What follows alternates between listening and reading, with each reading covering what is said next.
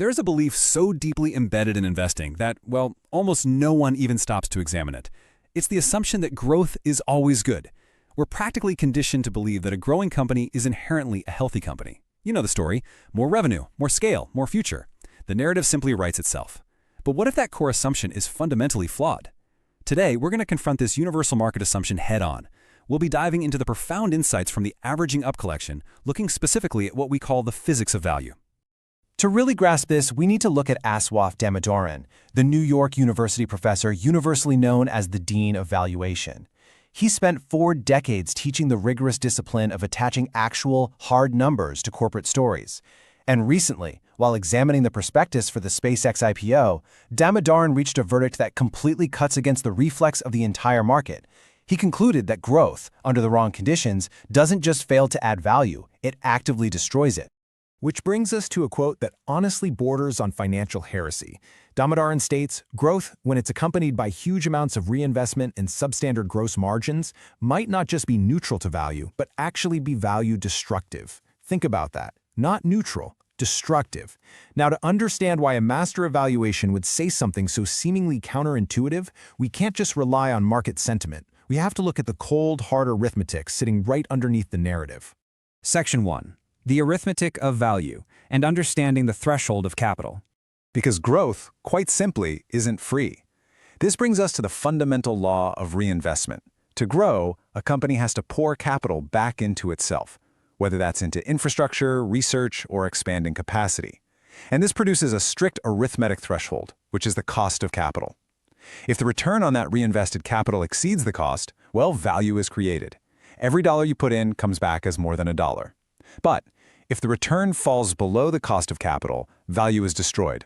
Each reinvested dollar returns less than a dollar. It's really that simple.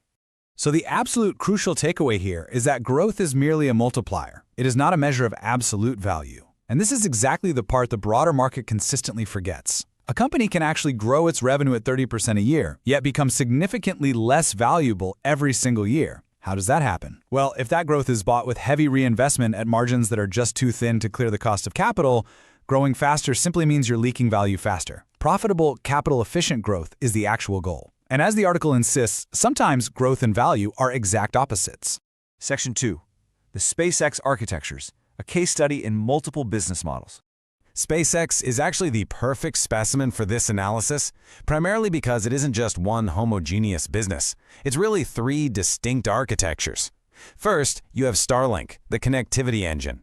It boasts roughly 60% margins, incredibly strong unit economics, and a genuine competitive moat. Then you have the launch business, the main pillar, operating with 45% margins and a massive moat built entirely on reusability. Both of these are healthy, highly durable businesses. But then there's xAI, the wild card. It carries the lowest margins, demands extremely heavy capital expenditure, and frankly, possesses no established moat while competing with the best-funded laboratories on the planet. Let's just isolate that xAI segment for a moment, because it is the living embodiment of Damodaran's warning.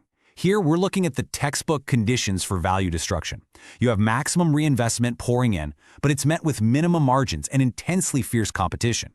On top of that, the entire valuation rests on an unproven wave, this massive assumption that AI will simply replace human labor and create an enormous market. If that wave turns out to be smaller than anticipated, then all this aggressive growth is actively destructive to the company's value. Section 3. Phase versus value trap, and the danger of permanent absorption. Now, intellectual rigor requires us to acknowledge an important nuance here. Heavy reinvestment isn't always a permanent flaw. Think about a scenario where an emerging business segment temporarily absorbs the cash of a mature segment.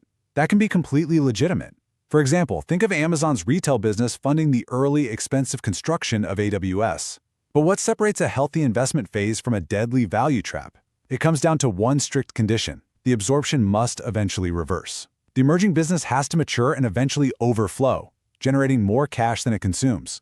Value gets destroyed when that absorption becomes permanent and never reverses. So the open question for xAI is precisely this: is it just a phase, or is it a permanent drift with absolutely no overflow in sight?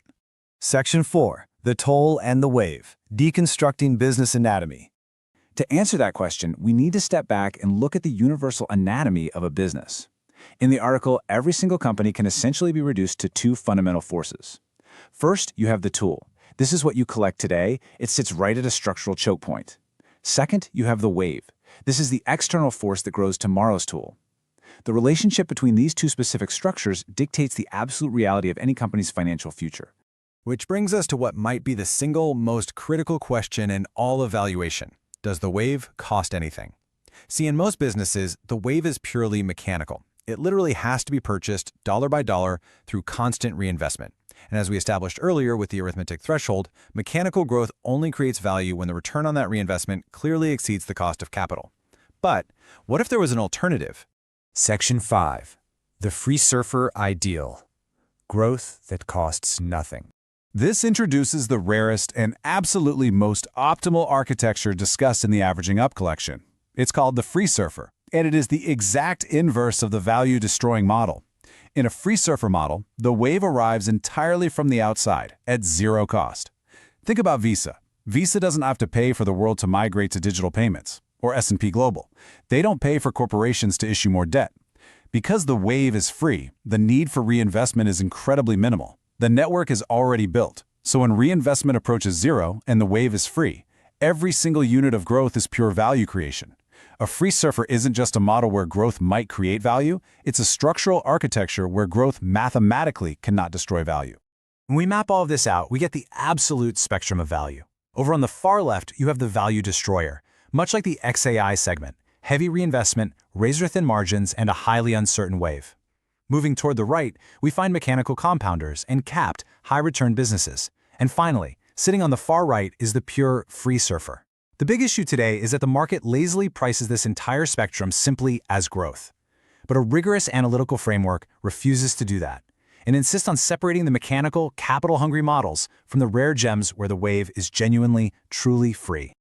Section 6. Conclusion. The spreadsheet tests the hope. The narrative around AI, or really any massive technological shift, can be incredibly intoxicating. But narratives eventually have to flow into actual margins and returns. If they don't, it isn't value, it's just hope. The spreadsheet ultimately reveals that growth is a multiplier, not an inherent virtue. In a free surfer model, growth is the answer.